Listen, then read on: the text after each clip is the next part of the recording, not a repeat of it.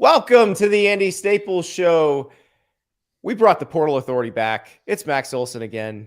Max Olson overload. We gotta with your lukewarm takes jingle. We need to add a Max Olson overload jingle. It's my goal in podcasting to get Max Olson to say something that lights the internet on fire one day. Join me on the dark side. We haven't done the lukewarm takes in a while, and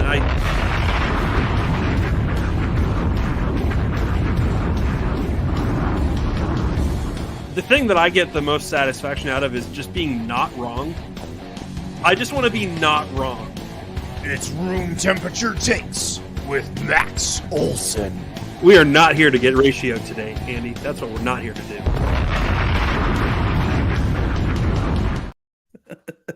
That is one of our more fun segments, though. I don't know that you'll have room temperature takes on this particular issue, Max, because this is near and dear to your heart. And not a few hours after the transfer portal opened on Saturday did something happen that was quite a surprise to all of us.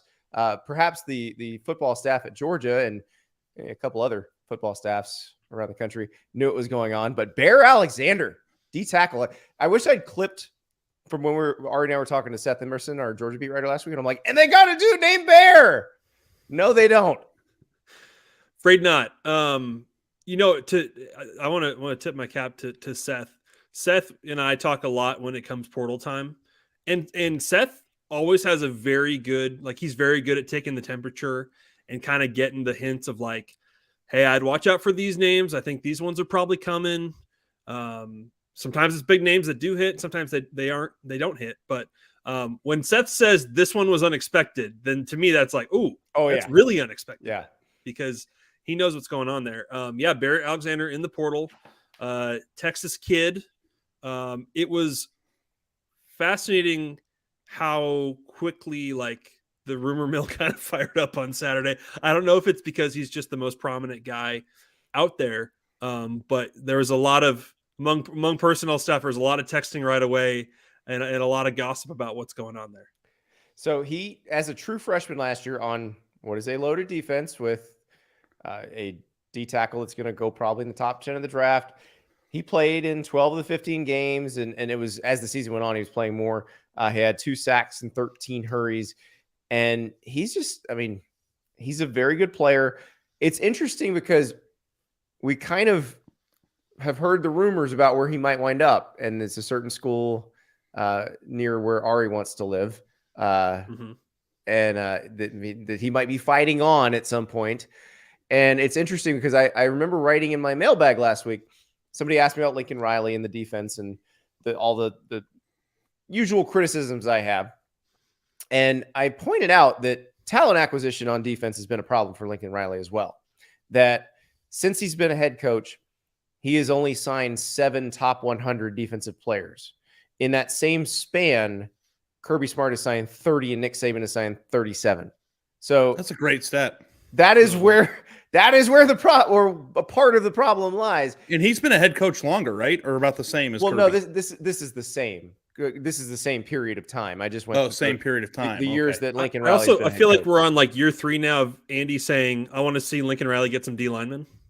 And now they did. Anthony Lucas, first round of the portal, and now Bear Alexander, if they get him. Now there's no guarantee. He's from Texas. Maybe, I don't know, maybe he goes home to Texas. And that's, if you want to play the SEC again as a junior, you could go to Texas or Oklahoma now and play the Big 12 this year. But it doesn't sound like that's the path here. Right, and he can't go to an SEC. I mean, he could go to an SEC school, but he have to sit out this fall if he does that. A&M was the runner-up in that recruitment. And, sometimes, not to disparage him, but sometimes you can see this coming a little bit when you study this stuff, when you've got a kid who's had decommitments in his recruitment, who's changed high schools and stuff. Multiple high schools. There's you kind of have, I don't want to say red flags, but those can be indicators sometimes that these can be guys that can move around a bit during their careers. And so still pretty surprising, true freshman, a guy that probably is too deep at the very least for Georgia in 2023. And looks like he's looking for the right offer for his next school. But it's interesting because this feels more like Jordan Addison last year, where when that happened, we were like, oh, when does the dam break? Is everybody going to? No, it doesn't seem like there's a lot more. Now, a lot of schools aren't done with spring practice, so we won't know. But if you look at everybody else who entered the portal, whose teams were done, like Texas had some guys enter the portal, guys that probably weren't going to play, going to try to find somewhere to play.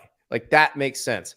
We're not seeing it, a lot of this big time player who's expected to play a lot on really good team just up and leaving. Yeah. He had 2 sacks in the national title game, or did I read that right? He had 1 in the title game. Yeah. One. Right. Yeah. So, now the backups played quite a bit in that game, Ari. It hits different. That may have been in the second quarter. We don't even know. Yeah. I don't know what. Yeah. I guess if it was in the second half, it doesn't count. Is that? It all counts. It's a natty, baby. But when a really, really good player enters the portal, or one that kind of, I don't know if I'd put him in the Jordan Addison category, but whenever you get somebody like this who could be a unique talent at a very important position, like it just hits different, doesn't it? It does. If ever a guy goes in the portal that Georgia maybe doesn't totally want to lose, I mean, I think they're okay. It does not seem like Bear Alexander's going back to Georgia. They're not dying here, but I don't think they'd mind if he just said, I'll stay. But it doesn't sound like that's going to happen. Yeah, anytime. I mean, we had this with Amarius Mims last year, who went in the portal after his freshman year. He ended up going back to Georgia pretty quickly. But yeah, it's whenever there's like a Georgia player, you're right, it does hit different. And honestly, guys, when you look at the last 3 days here of the transfer window since it's opened up on Saturday morning, close to 200 FBS scholarship players have gone in. And you're right, Andy. It's a lot of backups, and a lot of like as you kind of comb through the list and try to kind of, like, we do our best available ranking, stuff like that. You're kind of just trying to find sleepers right now. You're kind of trying to find guys that maybe they're a G5 starter or something like that, who just wants to move up, because for the most part, the Power 5 guys that are making moves other than Bear Alexander are guys that are unhappy in their situation, probably because playing time and role. So you mean guys like not the playing time and role, but the guys that are Group of 5, maybe trying to move up. People like Troy Everett, Appalachian State offensive lineman, who you wrote about on Monday in The Athletic. Troy understands supply and demand curves. Troy's smart. Yes. That was one of the big things that stood out over the weekend, was the number of G5 starting offensive linemen who hit the portal, who I have to assume they've been paying attention, and they know that if you can play a little bit and you have some size, and you've got a few years of eligibility, you're gonna get a lot of phone calls, just guaranteed, because people are looking for guys that can contribute. And so, yeah, I talked to Troy Everett on Sunday after his insane day of going in. He truly didn't know. He's a kid from Roanoke, Virginia, didn't really know where he'd get offers from. He didn't really line things up in advance. And so he got Virginia Tech first, and that felt great. His mom loved that. And then it just kept rolling from there with, a bunch of Power 5 offers. Oklahoma comes in, Missouri, Illinois. He's picked up a bunch more today. Pretty cool to see these guys that, he doesn't have a ton of experience. He's a guy that started 6 games last year at center for App State to start the season. But as a redshirt freshman, a guy that goes in and kind of bets on himself. And, as I said, usually with the offensive linemen, you're going to have some pretty good options here, even from schools that, like Oklahoma called him and offered. They don't need a center, but they'll take him at guard, because everybody just kind of, at this point in the year, they'd like to have more. Yeah, it is the hardest thing to find. And we talked about this last year. Big people in the portal, hard to find. Offensive linemen, especially. Yeah. And grad transfers at the offensive line, super hard to find. But that is this group of people. If you play for a pretty good Group of 5 program and you're starting as a young offensive lineman, there is a good chance that you could develop into a quality Power 5 starter down the road. So, yeah, when you hop in and you see, like in your story, how quickly Troy Everett's phone just blew up. Yeah, it's fantastic. He told me his phone died 3 times on him over the course of the day. And he just by the end of the day, he passed out on his parents' couch for 3 hours, not even trying to, because it was just such an exhausting day of all these phone calls and messages. And I don't know, guys, I think it'd be pretty fun to be on the receiving end of that. If you go in, I was just going to ask you guys, have you ever been in a situation where your phone blew up so much it died for any reason? Yes. Because I got one, and it's not what you think. I have one that's not what you think either. But what is it? Jaden Rashada story.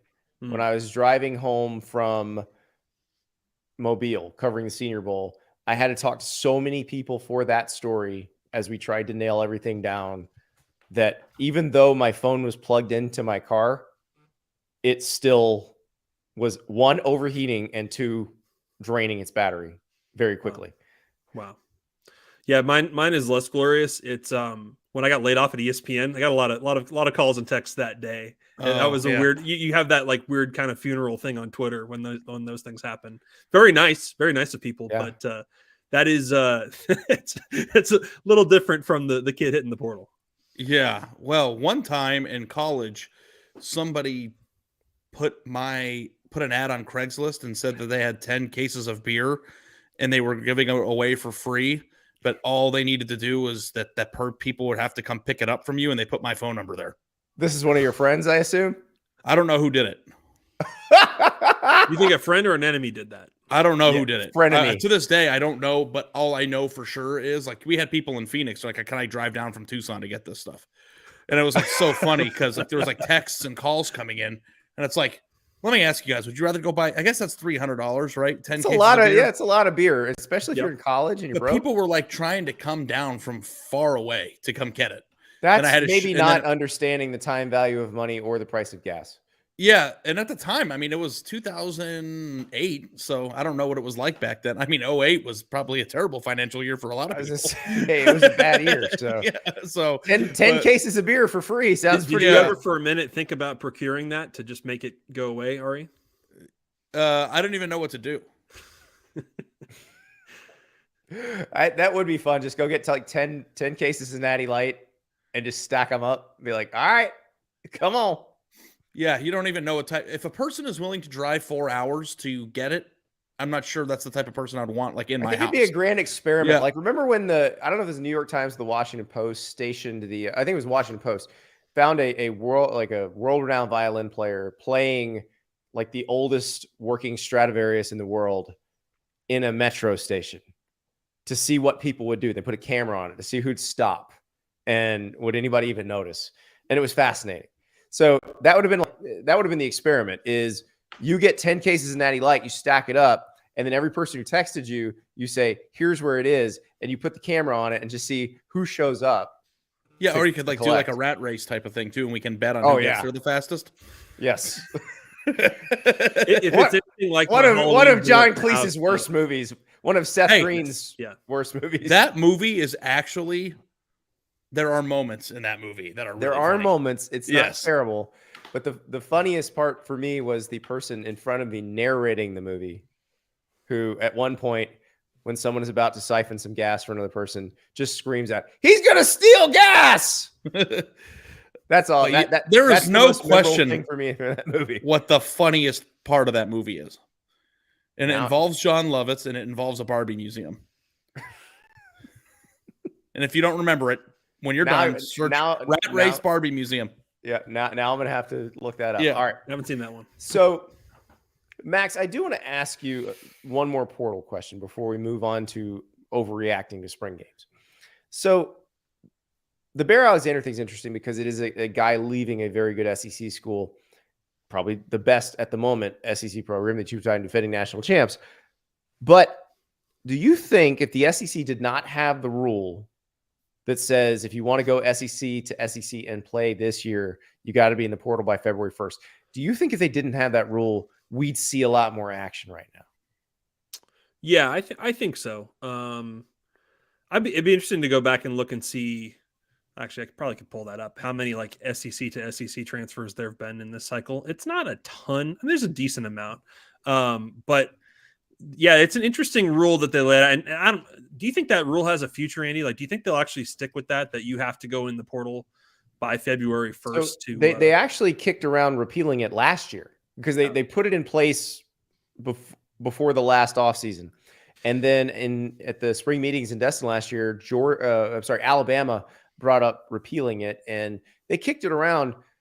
And I think the coaches were probably in favor of repealing it. Well, like half in favor of repealing it and half not. And probably, devil on the shoulder, angel on the shoulder. Like, you could go get guys from other schools, but you have to defend all your guys. I think who would be in favor of it and who would be against it in that scenario? Like the top of the food chain guys would want to be in favor of it, or would they not? I think the top of the food chain guys, yeah, you could, because when it becomes clear post spring practice, if you're Alabama or Georgia, that there's somebody you can pluck from Florida, Mississippi State, Ole Miss, Tennessee, somebody like that, then yeah, I think you do it. No, I think you're thinking about that backwards, Andy. I think that if you I'm sure they would try to pillage the backups from those schools, because they would be, because schools like that are far less likely to have big holes to fill than lower tier schools. But they have a lot of really good players on their bench. They'll go fill them from one of your really good players. But I just think the ADs looked at it last year and were like, listen, I would rather play defense against 116 other FBS schools than 13 other SEC schools, if that makes sense. Yeah, and I know part of this is just trying to encourage, can we get all this activity out of the way and not do as much of this in the spring? But here's the number for you. Out of 250-ish SEC scholarship players in the portal in this cycle, only 32 going to another SEC school. Okay. Now, of course, you're going to have some high-profile guys. Obviously, Drew Sanders was a big one last year. You had, Arkansas guys going to LSU, stuff like that. So the ones that do happen, they end up being kind of prominent because they're probably pretty good players. And so you probably would see, Dominic anecdotally, I think you probably would see more of those this spring. Yeah. Well, like Dominic Lovett and Ra Thomas going to Georgia. That's one of Missouri's best Dominic receivers. Lovett, and Mississippi State's best receiver, Ra Thomas, going to Georgia. So you do see some of that, but then you've got, like, for example, Alabama had a backup offensive lineman and Kentucky had a backup offensive lineman who wound up in Florida, which needed help on the offensive line. It's interesting because the SEC, I think, has the largest gap or the largest pathway from best and elite to worst in college football. And I think that, I guess that's kind of disparaging Vanderbilt a little bit, but like when you have Georgia and Alabama at the top, and then certain teams that recruit like them for at least a few cycles, like A&M, and Florida has had its moments. Yep. And then you start like looking at like Mizzou and some of the schools in that same, like, is that the farthest gap between elite and seller of any conference in the Power Five? Well, but yeah, Alabama, Georgia, and Vanderbilt, yes. Mizzou actually, like, Drinkwitz has recruited pretty well of late. So yeah. I think it's also interesting. I texted an SEC AD about this, and they pointed out that this is a rule for, I believe it's a rule for all their sports. And there are a lot of hyper competitive, like, we think football is the most hyper competitive sport in the SEC, but men's and women's basketball, very competitive from a transfer market standpoint. And then just in terms of competition and how many teams are good nationally, softball, baseball, gymnastics, significantly more competitive in the SEC than any other league. So I'm looking at this list of SEC transfers, SEC to SEC. Yeah. Interesting trend this offseason. If you look at just the guys that are 5 stars or top 100 recruits that are transferring, they're all freshmen pretty much. Ton of young guys switching teams within the league. Obviously Walker Howard going to Ole Miss. You've got, a couple of those, Denver Harris, Chris Marshall leaving A&M, obviously, for those circumstances. Aaron Anderson from LSU. Not voluntarily leaving A&M, not having an option to return. Justin Rogers going Kentucky to Auburn's a really interesting one. So probably the answer to that, Andy, is that you're not going to be able to poach like a bunch of starters maybe off other teams within the league, but that fight over young guys. And these are not guys that didn't play this year. Sometimes it's guys that did play, but it's still, the recruitment's still pretty fresh, and they go through stuff freshman year, and you can kind of get in their ear a little bit. So there probably would be a lot of that going on right now if they could. Matthew in the chat bringing up our guys Rylan Godey and Tate Ratledge's podcast, where they I guess on the episode with Matt Luke they talk about Bear Alexander not being particularly well liked. So the Rylan Godey, the one half of that podcast, who we interviewed at Media Day for the national title game, he is an SEC to SEC transfer. He's going to Mississippi State, but he's finishing this semester at Georgia, getting his degree and going. And with his bride. His fiance, who will be his wife by the time they start playing for Mississippi State, she's a volleyball player. So yeah, it's we're going to have them on, by the way. I've texted with Rylan about that. We're going to have the SEC transfer portal power couple join us and explain how all of that works. But it is very interesting to me because this is one of those, I thought maybe the second time around in the spring, it would be a little, or post spring, it would be a little more action. And maybe we haven't seen all of it because there's still some schools having spring practice right now. But I don't know about you, Max. I get the feeling it's not going to be super heavy. And that's where you get into, from like a talent evaluation standpoint, you get into a tough spot at some of these schools because some of these players that are going in now and getting a lot of offers because, these teams just have a need they need to fill. You look at some of them and you're like, would you have taken that guy in December? Like, probably not. It kind of drives home the point of how important the December and January period. It's 2 a.m. at the bar, baby. That's right. what it is. It's 2 a.m. at the bar. You really have to nail those takes. One group or the other. Everybody at 2 a.m. at the bar feels the same way. For sure. And that's the rude way to put that is sometimes they're just looking to take bodies, right? And that's not nice to say, but that's what, the 2 a.m. at the bar or the program? No, the football coaches, not okay. Yes. The bar. Yeah. The answer to that question is yes, Max.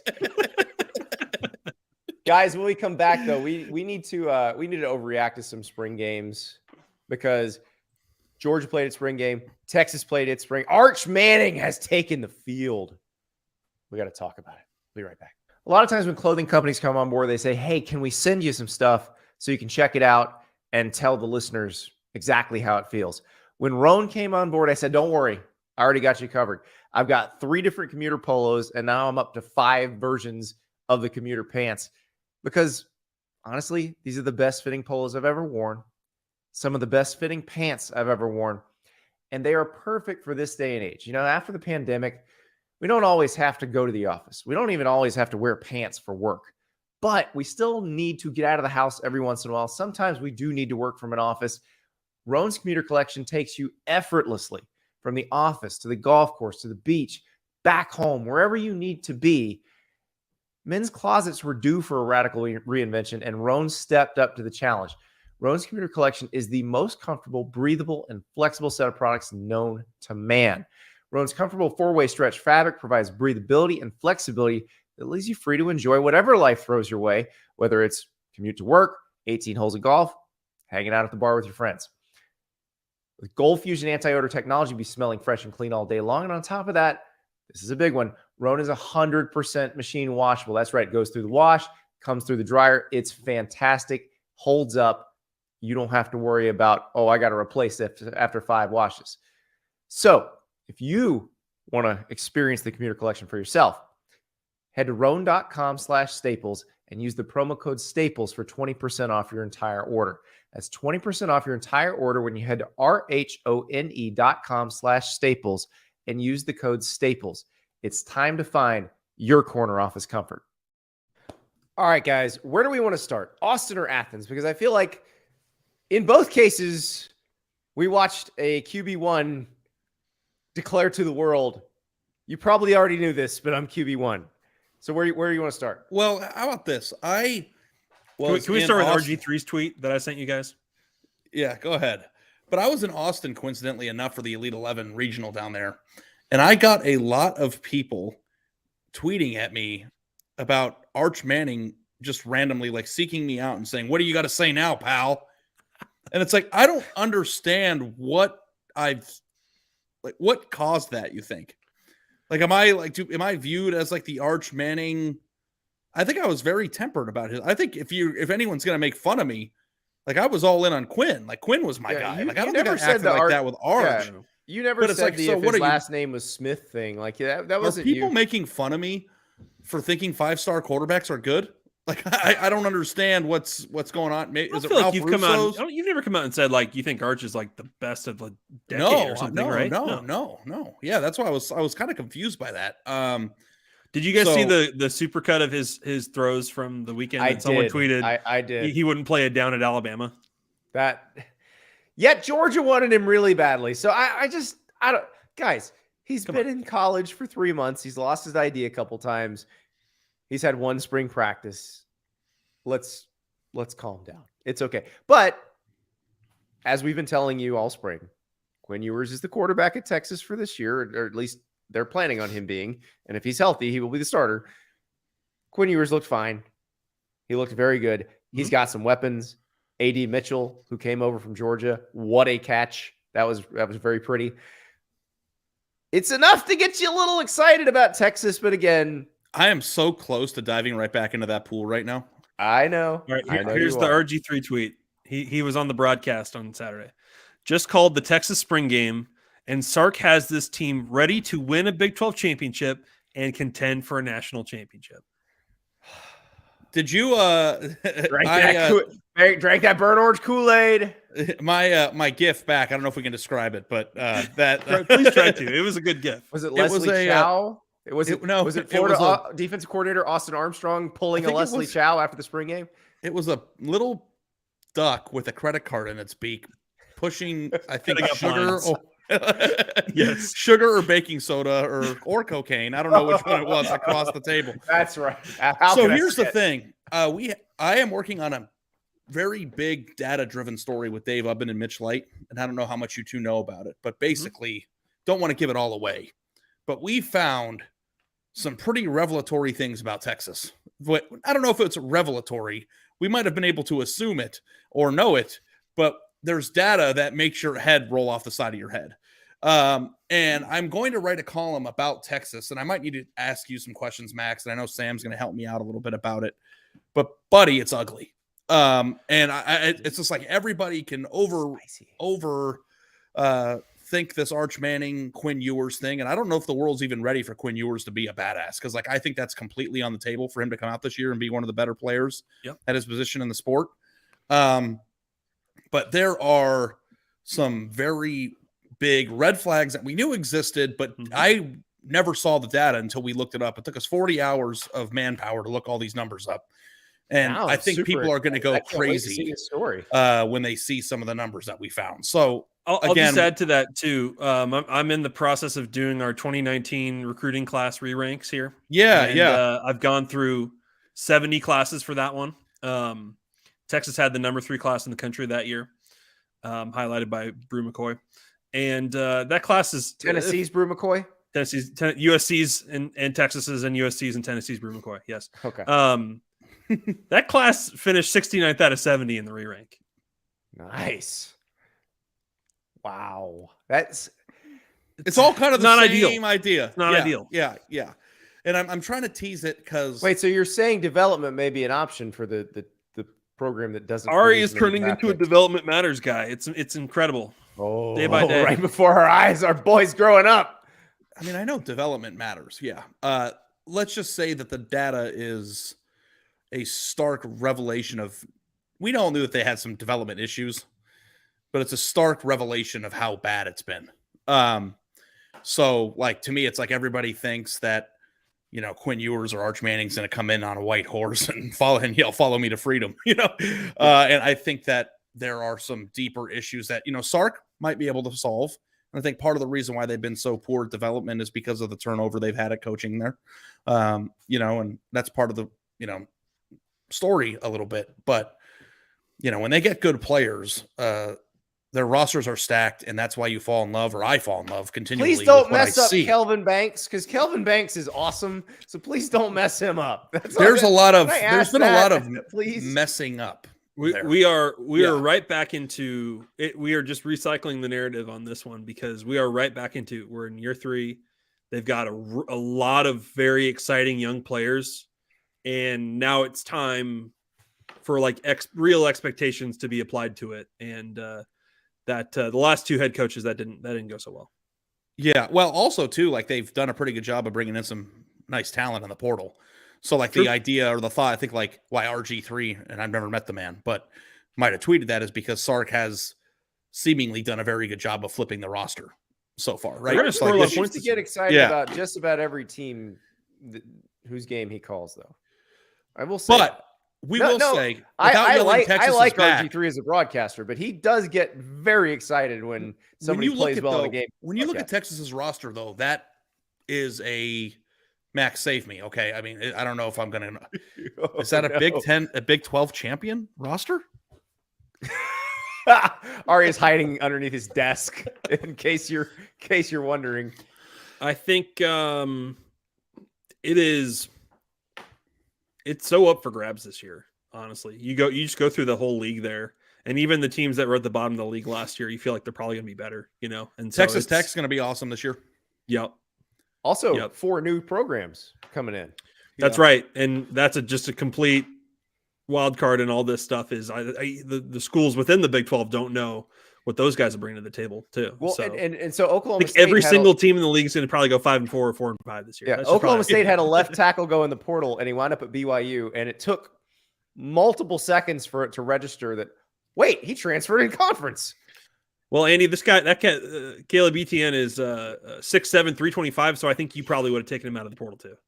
Well, it fits right in at BYU. And lots of pizza buffets there in Provo. Of pizza buffets. That conference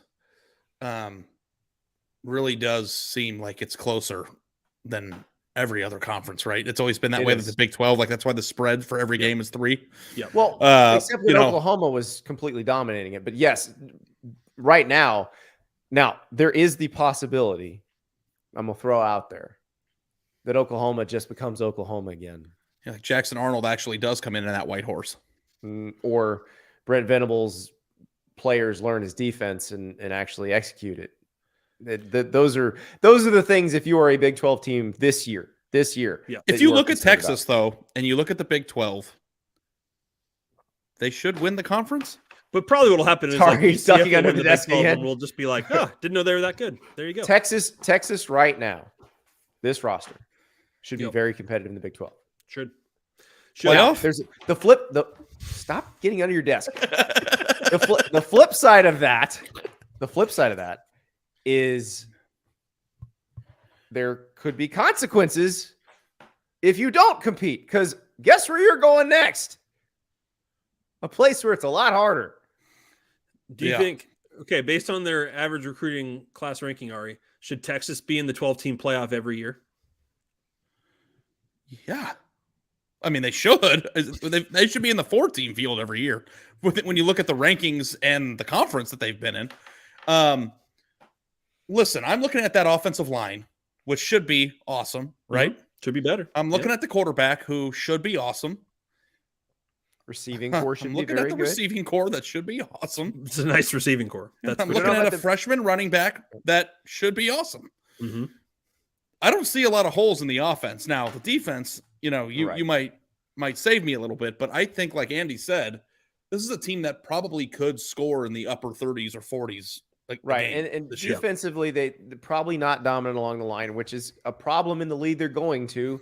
Not unless they get Bear Alexander. I'm making up that rumor right now. There you go. They just got Trill Carter on Tuesday or Monday from here from Minnesota. They've got some good players coming back up front. So Jalen Catalon, who missed all last season at Arkansas, who was a very good player before his injury at Arkansas. Mm-hmm. So at safety. So, by the way, I assume you guys caught a little bit of that spring game. The guy I would be tampering with right now is Malik Murphy. Yeah, that kid can play.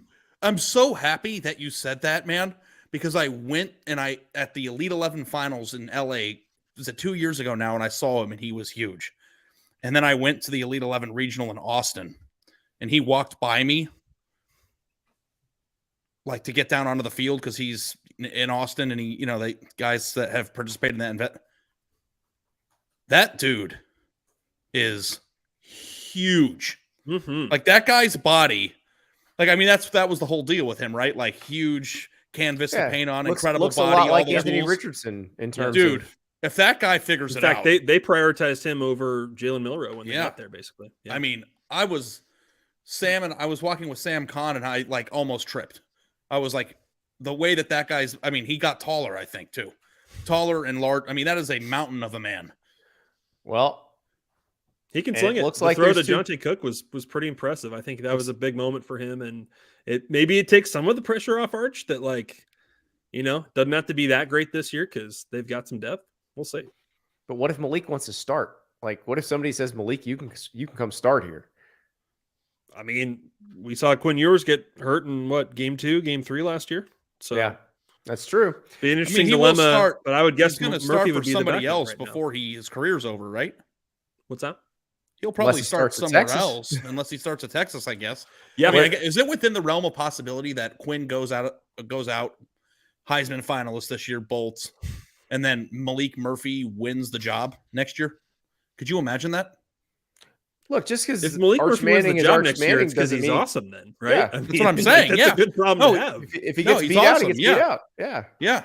But I'm just saying, like, when you think about like the Texas fans who were very they held that plan close together or to their chest, you know, it's like, you know, we got Quinn one more year, he's gonna be awesome, and then Arch, here we go. Like, I think that, listen, I don't know how good he is. Like, I just saw him like I stood next to him and I was just blown away by what he looked like. And I don't know if that translates into beating Arch Manning in a head-to-head job. Or maybe we're 5-10 steps down the road here on that. I was just blown away by his physical transformation. Well, we will have to see what happens with him. He's from Southern California. This is a good year for the Pac-12. If you're Texas, this is a great year for the Pac-12 to be loaded with quarterbacks, so you don't have to worry about all of those schools going, "Hey, you want to come home?" So, all right, let's move on to another quarterback competition. Well, they say it's a quarterback competition, but if Carson Beck looked at other practices like he looked during Georgia's spring game, they're pretending this is a competition because it's over. Like, he looked incredible. And yes, he's playing with the ones, but he's playing against the ones. And Georgia's defense was not full strength, but probably enough talent to make the playoff on that defense as it was playing on Saturday. And he sliced and diced them. He looked incredible. I know we like doing in the summer, we do that Heisman draft, which always goes poorly ultimately. Yes. You always seem to do pretty well, though. Yeah, I love texting with you during it because we feel like we're the only ones that actually have a strategy during it. And, I really take it seriously. We really do. I'm bad at it though. It turns out that I had Bryce Young this year, so I had a point. Like, most people don't even score a point. So like I scored, but also too, I'm not smart for drafting Bryce Young. So it's like, you don't get credit for getting the right draft slot to get Bryce Young. Yeah, if things had broken just slightly differently, I was going to have a good one because I had Hendon Hooker and Drake May, and you took Anthony Richardson, and I had Anthony Richardson. So, if it's people who will ultimately be chosen in the first round, I feel pretty good about it because at least two of them are. So I was going to say, as the guy who horrifically reached for Jamie Newman one year in our Heisman draft. No, you didn't play. Tough DNP on that one for my first round pick. One of us is like definitely reaching for Carson Beck in that draft this summer, right? I don't think it's a reach though. No, it's like, is he a first round guy in the Heisman draft? He might be a first round guy in the actual NFL draft. Might be so. I think he probably is, because it's just so much of the Heisman is circumstance of where you are too. So it's like, if you're trying to score points. Now, this year when we do it though, we have to do a recap. We didn't do a recap. But the thing about Carson Beck, look at who he's playing with. His receivers are better than they have been, deeper than they have been, healthier than the Georgia receivers were for Stetson Bennett. And then you lose Darnell Washington, but Oscar Delpsy are older, and you saw them. They're playing Brock Bowers and Oscar Delp together. Now it looks like maybe it's going to be a little more spread out because Washington, you were going to attach to the line of, attach to an offensive tackle and do a lot of things with him in the run game. You spread this out a little more. You can throw a little differently. The other thing is Lawson Lucky, the young tight end, looks like he could be really good too. So, I mean, they got plenty of targets for Beck to throw to, and he looked confident and poised and had a big arm, and he's 6'4", 215, 220, something like that. So you didn't even mention here, lukewarm take for you here. I think Brock Bowers might be a first round pick next year. You think so, Doctor? Yeah, exactly. I think that got to help. Yeah, exactly. And we'll see what happens with the backs, but the Georgia's there's always money in the banana stand situation. Like they've got backs at Georgia, and the defense will be able to give you the ball in some advantageous situations. I mean, it is everything that Stetson Bennett took advantage of in terms of the talent around him. Beck is going to have all of that and maybe more. So, and I just, again, I'm pretty sure he looks like this in most practices. I don't think it's really close. And as we discussed, like if you're Brock Vandagriff, there's schools like Florida and Auburn that could use a guy right now, but you can't transfer within the conference. So it's a little bit of a dilemma there in terms of how do you move forward here. you stay if you're Brock Vandegrift and you are the backup. And if there's an injury, then you can. But are you the backup? At some point in preseason camp, does Gunnar Stockton overtake? Because they all look like Vandegrift and Stockton both look pretty good. Right. Like Beck just looked off the charts. Real good. Yeah. So that's the part. I mean, Georgia looks. We know we've talked about their schedule. They were going to play Oklahoma. That got scrubbed because one of the games would have been a non-conference game. One of the games would have been a conference game. Their schedule's not hard. Like they're not really going to get challenged much. This team could be, on route to a three-peat. We'll see. I mean, the thing is, you're going to hit somebody hard in the SEC championship game, somebody hard in the semi. So we'll see exactly where they are. But I'm not worried about the torch being passed from Stetson Bennett to his successor, because that seems to be going very well.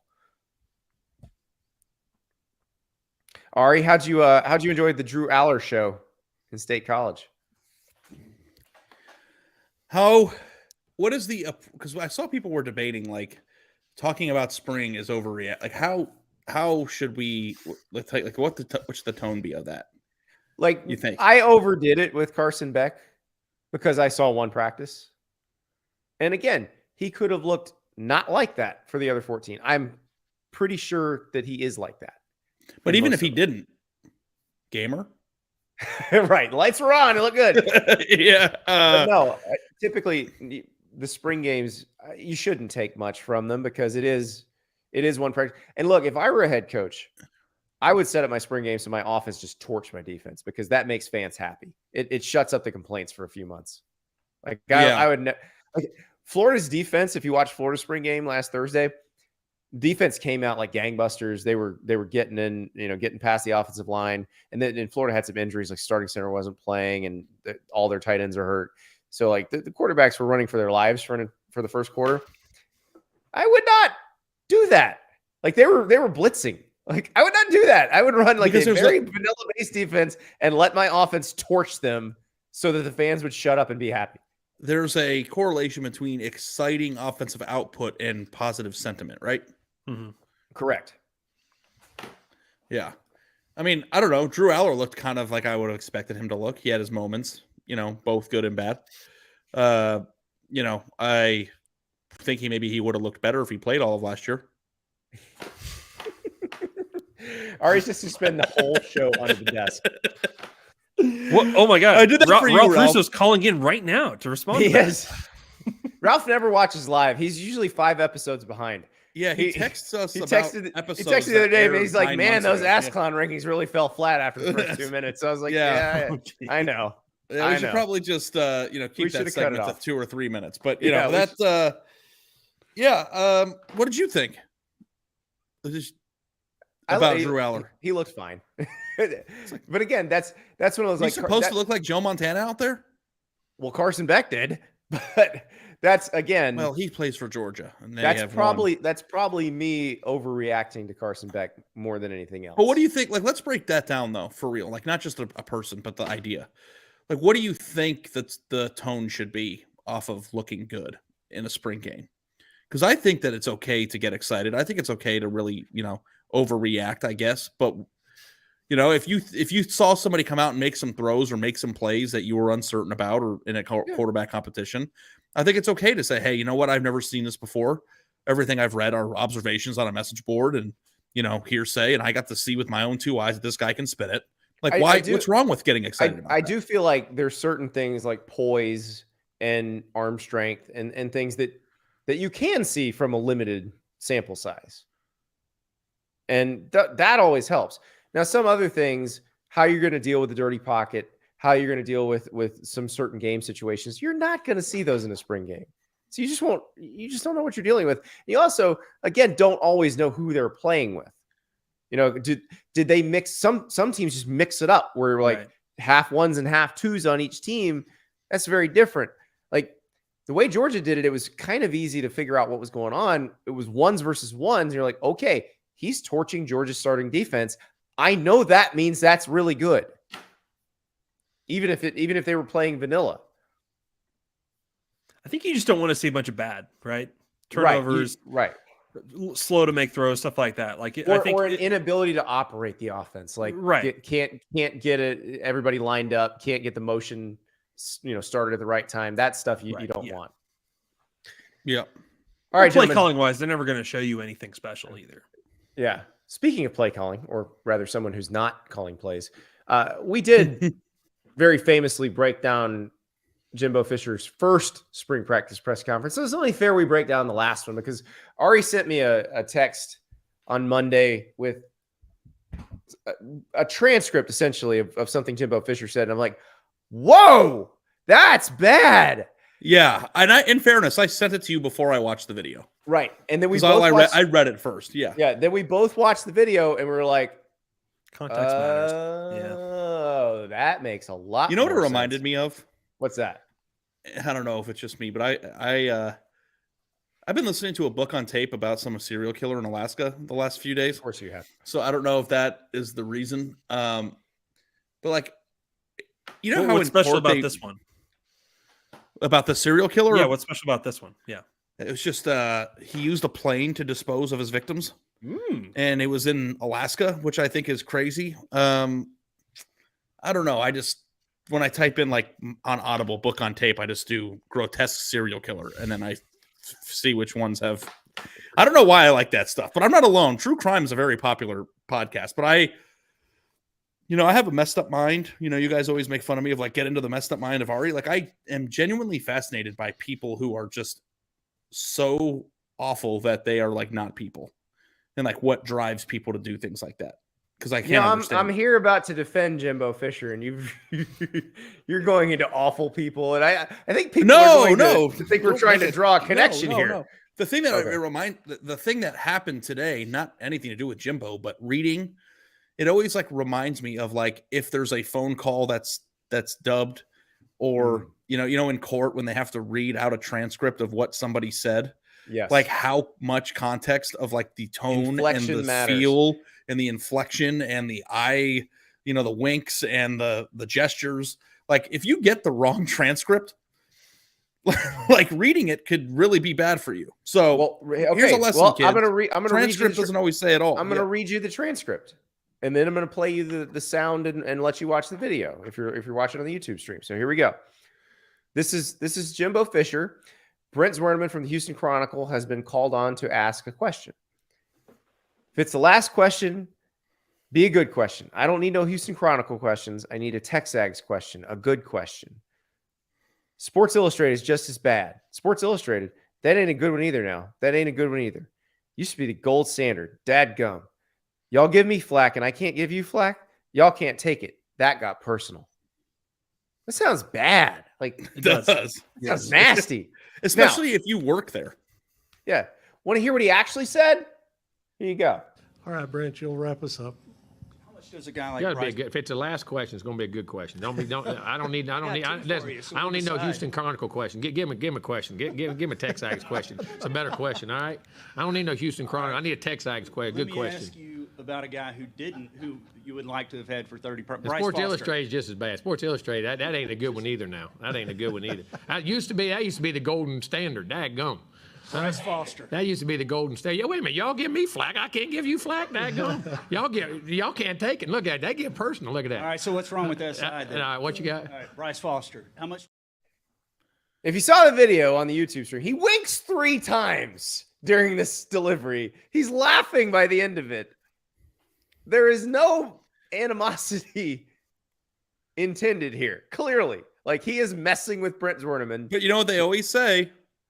That there's always some truth to the person who's telling a joke and how they feel. Well, I mean, obviously he thinks because I left Sports Illustrated that it is that's not precisely what I was getting at. No, that, Andy, that must be it. That has to be it. I'll never forget, guys. I think I said this on the podcast, but when Andy and I went to Tuscaloosa, have you been in the press box in Tuscaloosa, Max? Never been. Well, they've done this really cool thing where they have taken this. I don't know how they take. In football facilities when they have these glossy, like bright pictures that are like really well done, it's almost like there's a filter on it. They did that with Sports Illustrated magazines down the entire hallway. And it was all like all their national championship runs and stuff. And like we were walking by it to get to our seat, me and Andy, and it's just I was looking at the left, and I was to the left closer to the wall where they were hanging on it. It said by Andy Staples. And then the next one was by Andy Staples. The next one was by Andy Staples. Like, God, I was like, that is really impressive. And I feel like if I ever were on the cover of Sports Illustrated the way Andy was, like I would do that in my bedroom or something. Like those would be in my house. I have some in my house. I know, but are they like blown up like that? Yeah, I have them on canvas. So I have cool. Two. One is when I had the entire Wisconsin offensive line on the season preview issue, because it's the first time a full offensive line had ever been on the cover of Sports Illustrated. And I worked for months. Which is a statistic only happen. You have kept. And Wisconsin was happy to do it. They were super cool about it. But I had to kind of cajole and beg and like, please let us I wanted to do, because we did regional covers for the season preview issue. So I wanted to do a year of all linemen. So there was a Wisconsin offensive line cover. There was an Ed Oliver cover. There was a Clemson D-line cover. I'm trying to think. But then they threw in who was the quarterback at Arizona that year? The guy there was definitely a Khalil Tate cover. I remember Khalil Tate, that's who it was. Yeah. And I was like, why are you putting the Khalil Tate cover in there? This is supposed to be all big guys. Like, it's just supposed to be big guys. And he was really small. You jinxed him. It's crazy. But and I had written the other three stories. That was the other part of it. So Ross Dellinger wrote the Khalil Tate story. So the other one I have is the story. I did just kind of one of those whip around stories off the first week of the 2018 season. And I remember asking that because I was in Atlanta covering Auburn, Washington. And this is when Appalachian State almost beat Penn State in Happy Valley. And Penn State won in overtime. And I remember Trace McSorley and actually I talked to Trace McSorley and James Franklin on the phone after the game. And I asked Trace McSorley about going out there for the coin toss, and he deliberately made them play into the student section, which the Penn State student section takes up an entire end zone. And so when the editor was asking me what kind of photo they should pick, I said, pick something looking into the student section in overtime. And they picked this really cool one of Miles Sanders crossing the goal line for the game-winning touchdown. And there's all these kids with their shirts off, and they're painted, and they have the letters written on their stomachs. And he's like tossing the ball back after he scores, and it just says "It's lit." So yeah, that's when I just love that photo. Like that's one of my favorites. It's funny because that's a really cool photo. Like I always say, they don't call it sports words. Like the photos are as important or more important. And like the first national title game story I did was off the Florida State Auburn game when Kelvin Benjamin catches the ball in the back of the end zone against Chris Davis, the kick six guy. Robert Beck's the name of the guy who took the photo. It was incredible. Like, it is such a beautiful shot. Benjamin is fully extended, just catching the ball. You see, poor Davis has no chance. You can see the lineman watching the ball get caught. Like, I am very much a geek for those photos. And so I always think about those more than anything else. Like, half time I don't remember the stories. I just remember the photos. Like, we did Lamar Jackson. Remember they destroyed Florida State in 2016, the year he won the Heisman? Yeah. And so I was at Alabama Ole Miss, that day. And so I called Louisville. I'm like, hey, listen, if you can get me some time with Lamar tomorrow, I think he's going to be on the cover of Sports Illustrated on Wednesday. And so they did. The photo they chose, I've never seen a person's ankle flex like this. And it's Lamar cutting against Florida State. And you're just like, how did he do that? And the headline was, "What just happened?" So has there ever been will there ever be in journalism as a sports writer, a bigger power move than saying it's going to be on the cover of Sports Illustrated next week? Like, will you ever have that type of a big old flex? I don't really know how an SID would even have a choice if you called them and said that. What's funny is they did not let you promise that very often. I was allowed to promise it once, and the person said no. What? Deshaun Watson pre-draft story. Now, Deshaun had been on a few covers already at Clemson, but that was the only time they allowed me to promise it.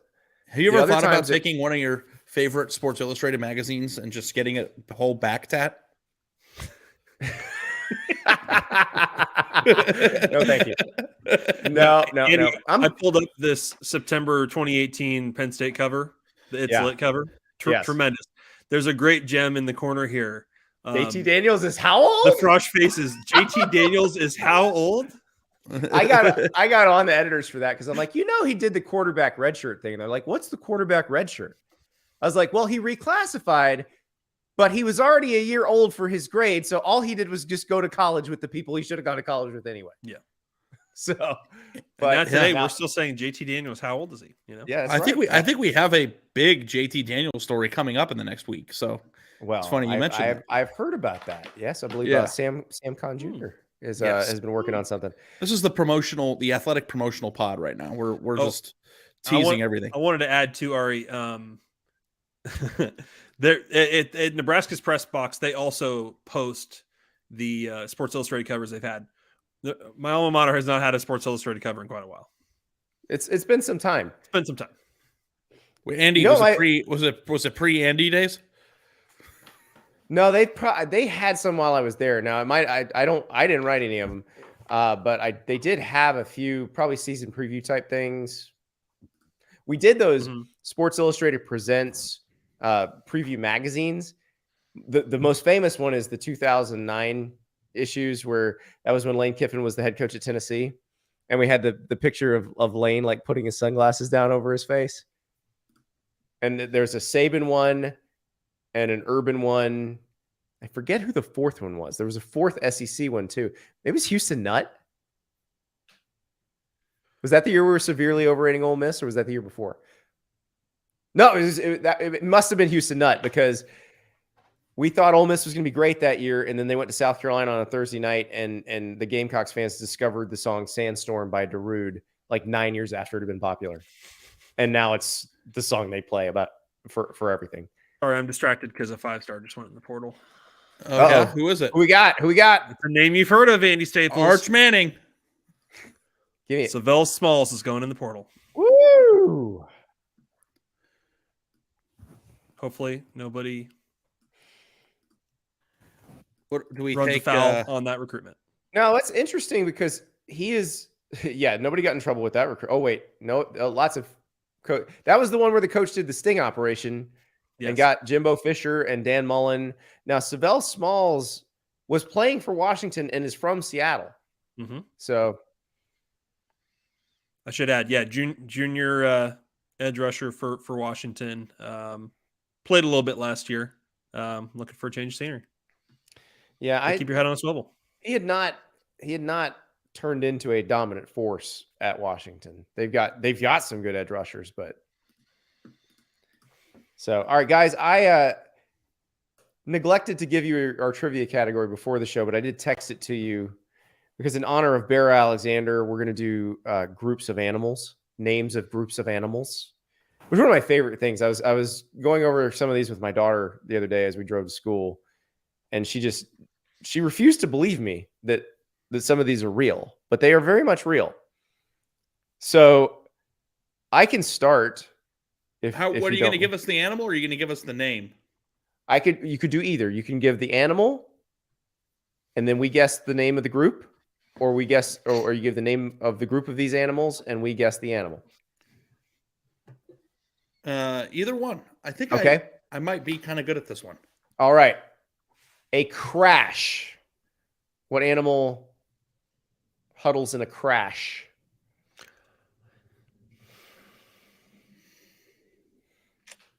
I don't know. I shouldn't have said I'm going to be kind of good at it. I'll never get a trivia question. It's a big one. Large mammal. Scary looking. Rhinoceros. Rhinos? Almost. Yeah. Okay. Crash. So, all right. A quiver. What animal gathers in a quiver? Is it a bird? It is not. It's a reptile. Specific kind of reptile. Quiver. Dude, Ari said he's really good at this. So yeah, no, I came in cocky and like I couldn't. We're not even. There's one that I know that's really funny, and it's. All right, go for it. No guesses on the quiver. Quiver of cobras. What's a quiver? Well, a quiver is where you keep arrows. Mm-hmm. If you're in Robin Hood, but yeah, a quiver of cobras. Cobras. Yeah. So hit me with your favorites. Okay, what is a murder? Crows. How do you know that? Well, listen, a lot of Counting Crows, and Murder of Crows is probably the most famous of these group names, right? Mine is easy. I mean, I think Flock of Seagulls is pretty popular at this point. That's true. Well, here's one that's easy, but it had a personal connection to me. This one's easy. Everyone knows it. What is a pride? Lions. Okay. My name in Hebrew means lion. I didn't know if you knew that. And, I didn't know. I played on a youth football team called the Pride when I was a kid, and that's when I found out I'd be terrible at football my whole life. So I thought that would be a good one. And one more. What is a troop? Baboons. That's right. I'm looking at these here. Do you know what an ostentation is? Oh, is that peacocks? It's peacocks. Yeah. I didn't know this. I love that somebody's just like, I know. Somebody just started like cooking and just making these up, like real heat checks here. So a group of parrots is a pandemonium. That's incredible. A pandemonium of parrots. Lemurs. Right, you know what a group of lemurs is? No. This is again. These are probably just made up online here. A conspiracy of lemurs. I love it. Okay. Conspiracy. Well, speaking of primates, how about apes? This is a group of apes. What is it called? We'll leave it on this one. This is Is the answer an adjective? Yeah, kind of. Actually, no, it's a noun. But what, you don't know parts of speech anyway, so how does that help you? That's right. I don't even know what an adjective is. All right, I just cheated and look at this, and I'm not going to say, but it's a great word, terrific. right? It's terrific. Yeah. What is it? I'm like over here deep in thought, like I'm going to get it right. It's just tell me what it is. A shrewdness of apes. I don't know. Who thinks of this? Who thinks of this? It's just a lot of good band name possibilities just off this list. Well, I mean, how can you name yourself a flock of seagulls and you could have named yourself a shrewdness of apes? What's a business? I don't know. I know that one, but I'm drawing a blank. What is it? Ferrets. I know kangaroos are a mob, right? Oh, here's a good one. Do you know what camels is? Toes. A caravan of camels. Toes. And with that, it's been a pleasure. Catch me on Prospects to Pros on the Athletic Football Show feed on Wednesday. Stars Matter later in the week with Ari. And a bonus episode of Stars Matter where we will discuss what I was alluding to. Very nice. Bonus episode of Stars Matter. That's going to be fun. Power Hour with Nicole Auerbach. And we got to check with Nicole, but I think we're going to get me and Ari and Nicole together later in the week. We have not talked together recently, so we need to get together. We got to talk about the new Big Ten commissioner. She's been doing a ton of stuff on him. She did a whole Power Hour episode on him last week, but we're going to talk about that. All the general fun in college football because the news never stops. Max is going to be monitoring the portal. Thank you so much for listening. We'll talk to you later.